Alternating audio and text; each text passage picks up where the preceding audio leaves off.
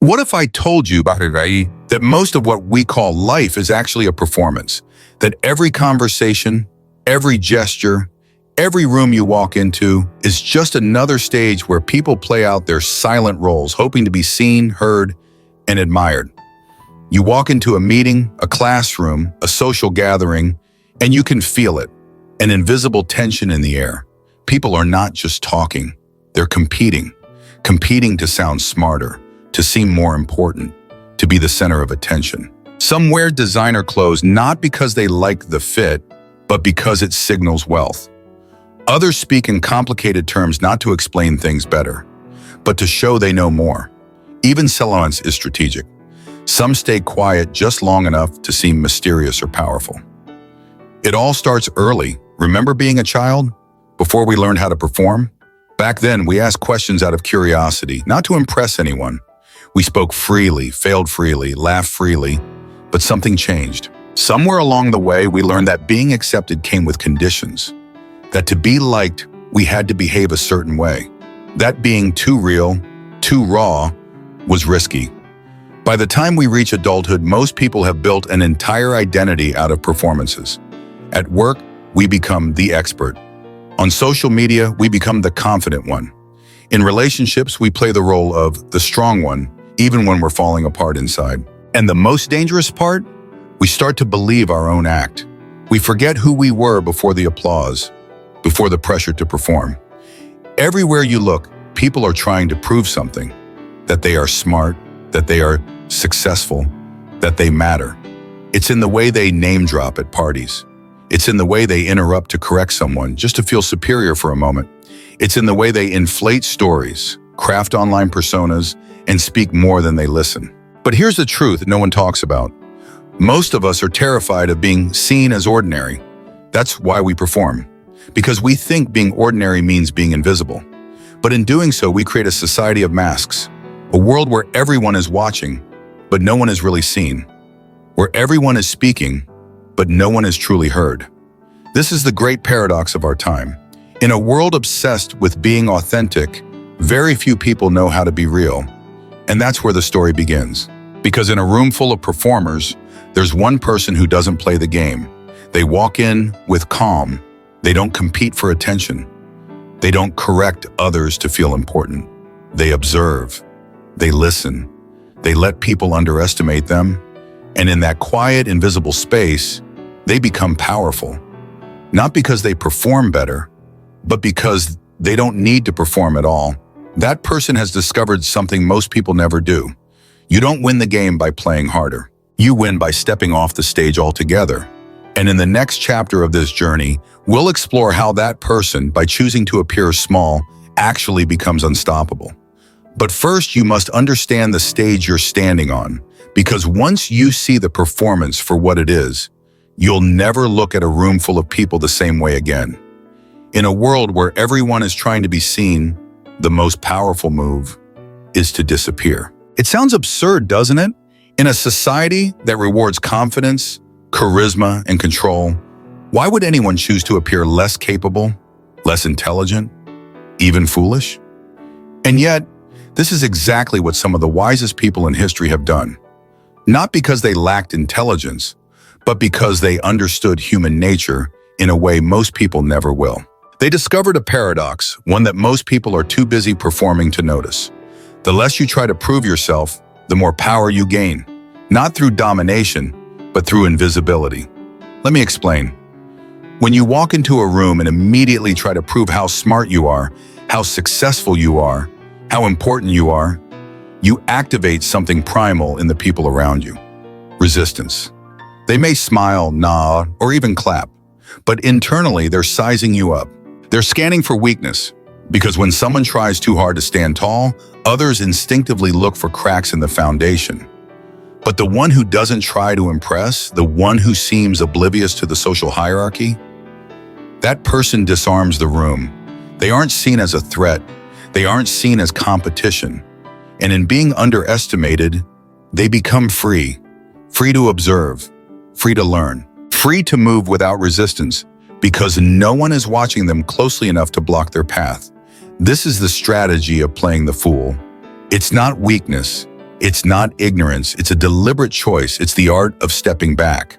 Not because you have nothing to offer, but because you're waiting for the right moment to act. And when that moment comes, the fool becomes the master. Think of Socrates, the man who claimed to know nothing, even though his questions could unravel the logic of kings and scholars. By pretending to be ignorant, he invited others to speak freely. He exposed their contradictions not with force, but with silence. And in doing so, he became one of the most revered thinkers in human history. Think of Sun Tzu, the military strategist who taught that all warfare is based on deception. Appear weak when you are strong. Appear confused when you are clear. Make your enemy underestimate you, and they will walk straight into your trap. This isn't just theory. It applies in real life, in your workplace, in your friendships, even in your family. There will always be those who seek dominance through visibility. They speak the loudest. They take up the most space. But the one who watches silently, the one who doesn't compete for the spotlight, that person is often the most dangerous of all, because when they act, no one sees it coming. And here's the emotional truth behind it all. Playing the fool isn't just a strategy, it's a kind of liberation. When you let go of the need to be admired, when you stop trying to win every argument or prove every point, you become untouchable. You no longer suffer from the highs and lows of approval. You're no longer addicted to recognition. And in that detachment, there is peace. Playing the fool is not about pretending to be less.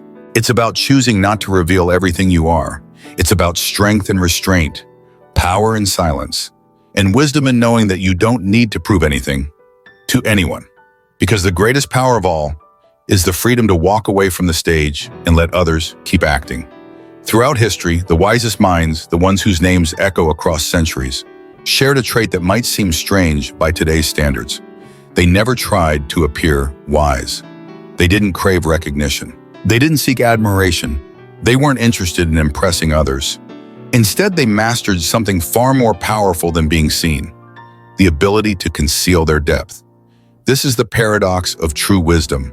The more you understand, the less you feel the need to say. The more strength you hold, the less you need to display it. The clearer you see the world, the more comfortable you become with letting others underestimate you. Take Socrates, for example. Regarded as the father of Western philosophy, he didn't teach by lecturing or showing off his intelligence.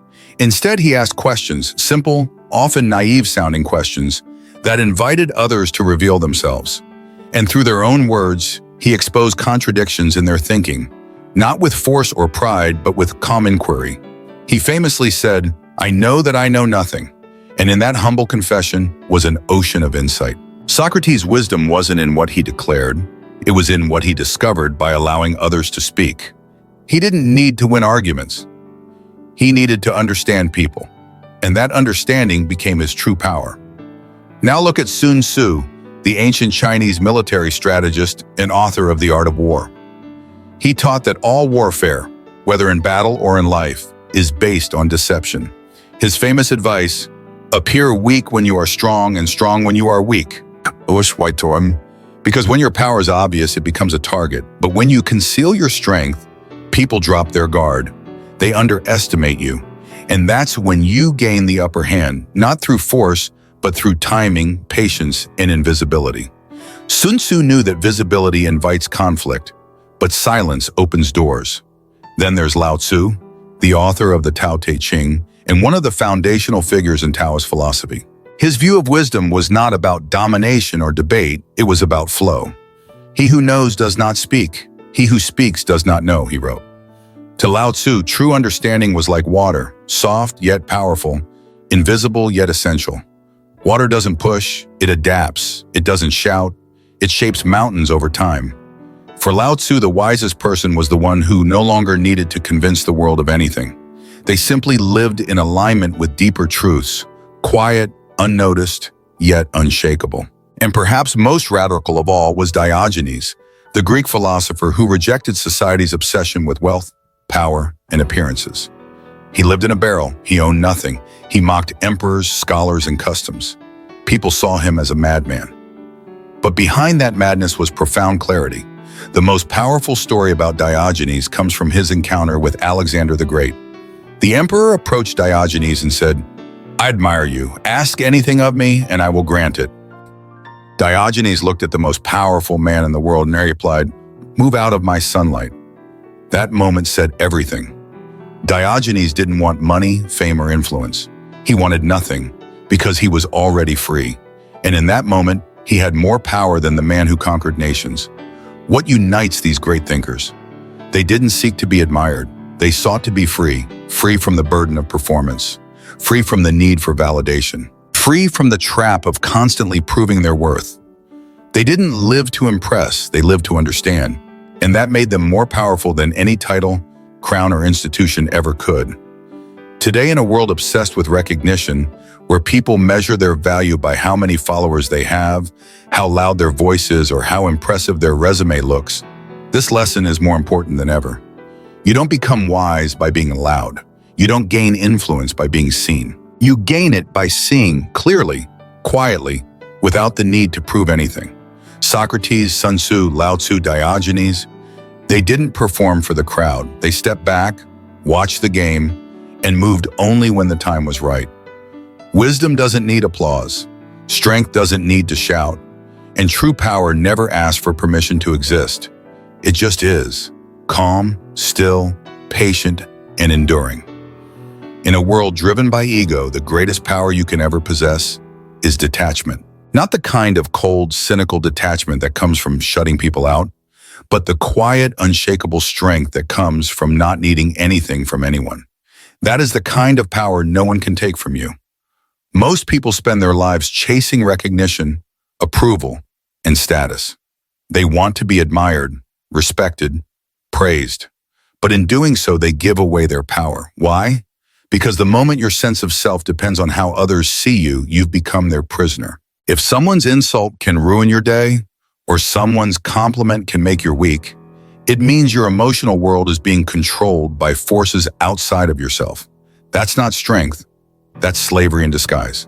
Now imagine the opposite. Imagine walking into a room and not needing to prove anything, not needing to win anyone's approval, not needing to be the smartest, the funniest, or the most impressive. Imagine how free you would feel. Imagine the peace. That's what detachment gives you. It doesn't make you emotionless. It makes you untouchable. When you stop playing the game of ego, you stop reacting to every little challenge, every insult, every attempt to undermine you. You see people for what they are, not enemies to conquer or judges to impress, but mirrors. Mirrors reflecting their own fears, insecurities, and unhealed parts. And when you stop taking things personally, you gain clarity. You begin to see the world not through the lens of your ego, but through the eyes of truth. The need to prove yourself is one of the heaviest burdens a person can carry. It exhausts the mind, drains the heart, and traps you in an endless cycle of performance. You constantly seek validation, and when you don't get it, you feel worthless. But here's the truth, you never needed it. You were always worthy, always whole.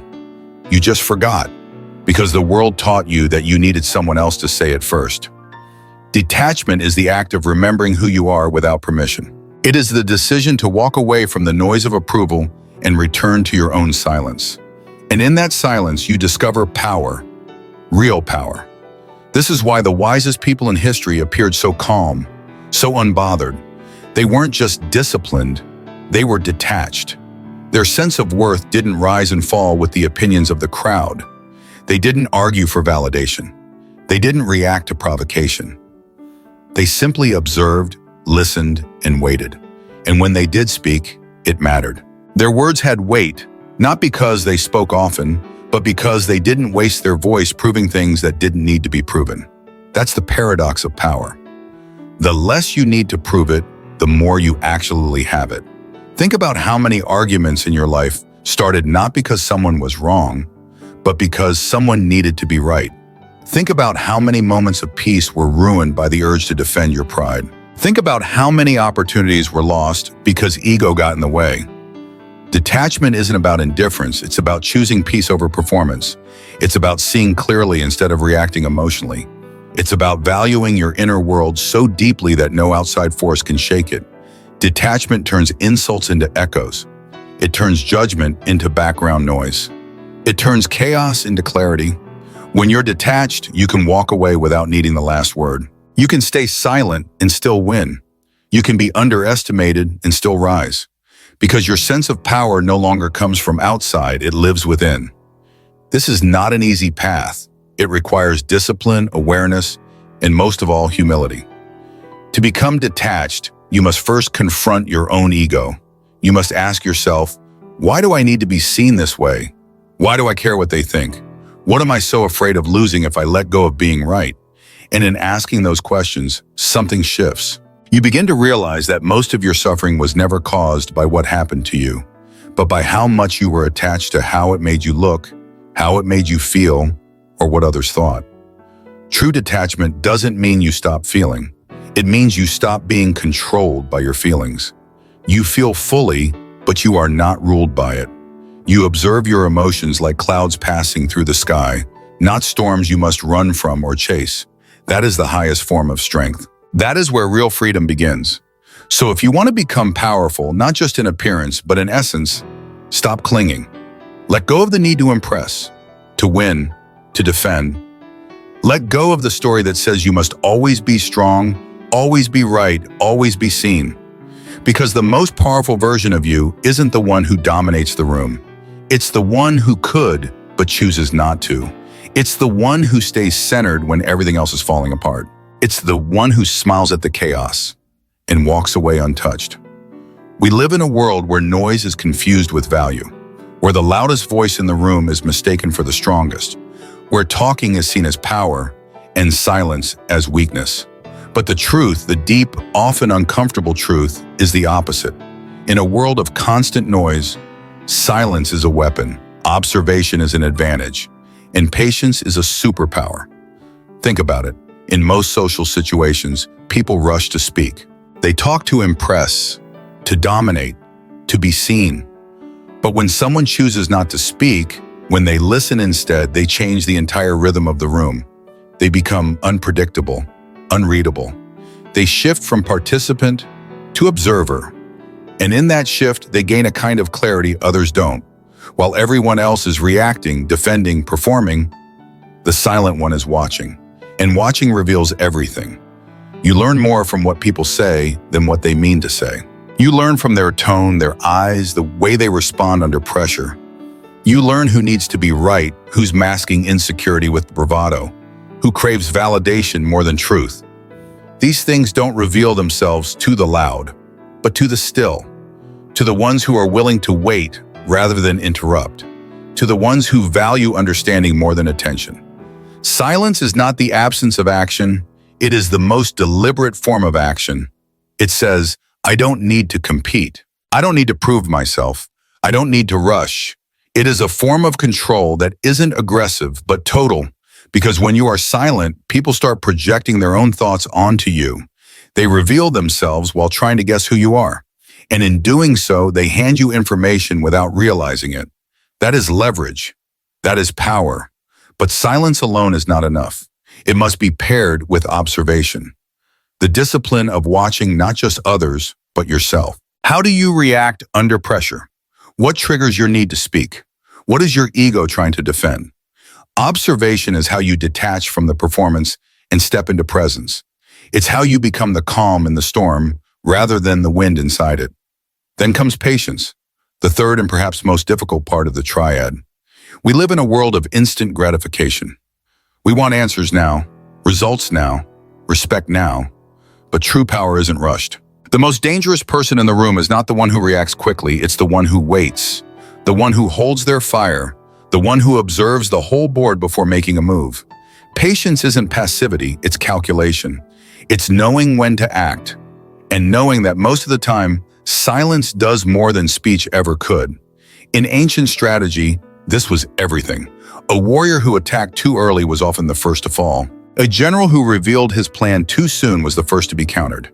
And a leader who sought control through noise was usually met with resistance, but the strategist who remained quiet, who moved in silence, watched every move, and waited until the opponent was exposed.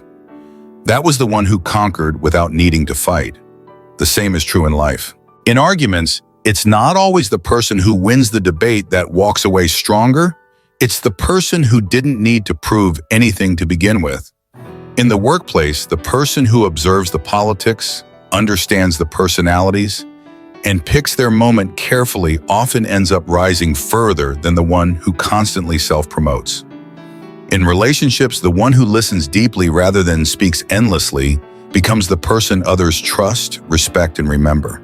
There's a power in letting other people reveal themselves first.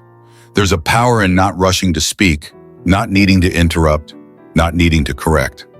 Sometimes the greatest impact you can make in a room is saying nothing at all. Because when you finally do speak, people listen. Silence is magnetic. It creates space. It draws attention without demanding it. It teaches you to conserve your energy, to let go of the need to react to every spark, every insult, every invitation to drama. And observation? That's how you collect data in a world full of noise. It's how you see not just what people do, but why they do it. It gives you the emotional intelligence to navigate human behavior without getting tangled in it. And patience? Patience is what makes your silence and your insight count. Because when you wait long enough, the truth always reveals itself. So if you want to be powerful in a world addicted to noise, try this. Say less, watch more, wait longer. Let others burn their energy fighting for attention while you conserve yours. Let them rush ahead while you study the terrain. And when the moment comes, when the words finally matter, speak with the full weight of silence behind you. Because the strongest person in the room is not the one who speaks first. It's the one who could speak, but chooses not to. The one who could act, but waits. The one who could explode, but stays still. That is strength. That is wisdom. That is power disguised as peace. There is a battle happening inside every one of us. A silent war between who we truly are and who our ego is trying to convince the world we should be. And until that battle ends, there will be no peace. You'll keep chasing approval. You'll keep reacting to criticism. You'll keep fighting to be seen, to be respected, to be enough. But here's the truth, one that's hard to swallow but impossible to deny. As long as your ego is in control, you will never be free. Ego is the voice that says, you must win this argument or they'll think you're weak. Ego is the urge to prove you're the smartest person in the room. Ego is the part of you that cannot tolerate being misunderstood, underestimated, or ignored. It's fragile, it's reactive, and worst of all, it's insatiable. No matter how much validation you feed it, it always wants more. Think about how many moments in your life have been poisoned by ego. The friendships that ended over a misunderstanding no one wanted to apologize for. The arguments you stayed in far too long, not because you believed in what you were saying, but because you couldn't stand the idea of being wrong. The times you held back vulnerability because you didn't want to look soft or weak or human. That's ego, and it's exhausting. But what if you didn't have to live like that? What if you could walk away from arguments without feeling like you lost something? What if being underestimated didn't bother you at all? What if you could let go of the need to impress anyone and just live? That's what happens when you detach from ego. You gain access to something most people spend their entire lives chasing without ever finding. Freedom. Freedom isn't about doing whatever you want whenever you want. That's chaos. Freedom is about not being emotionally enslaved by things that don't matter. Freedom is when you can be insulted and feel nothing. Freedom is when someone disrespects you and you don't feel the need to respond. Freedom is walking into a room and not caring who thinks you're brilliant and who thinks you're a fool, because neither opinion defines you. When you're free from ego, you no longer need to be right all the time. You no longer need to be seen as powerful or important. You no longer need to control how others perceive you. You start choosing peace over pride, silence over performance, understanding over winning. And ironically, the moment you stop chasing validation, people start respecting you more. The moment you stop trying to look powerful, you become truly powerful. Because now your actions aren't reactions, they're decisions. Calm, clear, intentional. The person who is free from ego is almost untouchable. They don't argue to feel superior. They don't correct others to prove they're smart. They don't compete for attention or respect. They simply are. They listen more, they observe more, they understand more. And when they act, their actions carry weight, not because they're loud, but because they're rooted in stillness. Freedom from ego is not the absence of self-worth. It's the presence of something deeper. Self-knowledge, self-trust, self-respect. You no longer need others to tell you who you are, because you already know. And when you know who you are, the world loses its power over you. Insults become irrelevant. Praises become passing winds. You are no longer riding the roller coaster of external approval. You are grounded, centered, unmoved. This doesn't mean you stop growing. It doesn't mean you stop caring about truth or doing good work. It just means your sense of self is no longer for sale. You no longer need someone to clap for you to believe in your value. Look at the wisest figures in history. They didn't argue on street corners or scream to be understood. They didn't try to be right in every room. They were still, observant, unshaken by praise or insult, because they had let go of the one thing that keeps most people trapped their entire lives, the need to be seen as somebody. So if you truly want power, clarity, peace, don't build your life around ego. Dismantle it. Sit with yourself. Ask yourself, who am I when no one's watching? When no one is validating me? When no one is impressed? And if you can be at peace with that answer, if you can walk through the world with nothing to prove, then you've already won a battle most people will never even realize they're fighting. Because in the end, the greatest victory is not over others. It's over the false self within. At the end of all this, after the silence, the detachment, the strategic humility, there is one final lesson. One truth that ties everything together. One revelation that goes beyond strategy, beyond psychology, beyond even philosophy. It is this: the greatest minds in history didn't just play the fool in society, they embraced the fool within themselves. Let that settle in. They didn't just pretend to be underestimated for advantage. They let go of the very need to be anything at all. They stopped performing not only for others, but even for themselves. And in doing so, they stepped out of the game entirely, out of the illusion, out of the roles, the masks, the image management that consumes most people's lives. Because once you realize that life itself is a kind of theater, that most people are acting, performing, trying to be something they're not, you're left with a choice. Keep playing along or walk off the stage. To embrace the fool within is not to reject intelligence. It's to reject illusion. It's to see that all the striving, the proving, the performing was never really about truth. It was about ego. It was about fear. It was about not wanting to be forgotten or dismissed or left behind. But when you truly embrace the fool, you no longer fear those things. You no longer chase reputation because you understand how fragile it is. You no longer seek validation because you found a more stable source of worth, your own inner stillness. You no longer try to appear wise because you finally understand that real wisdom has no audience requirement. Look around you, look at the world. People are constantly exhausted, not because they're doing too much, but because they're trying too hard to be someone.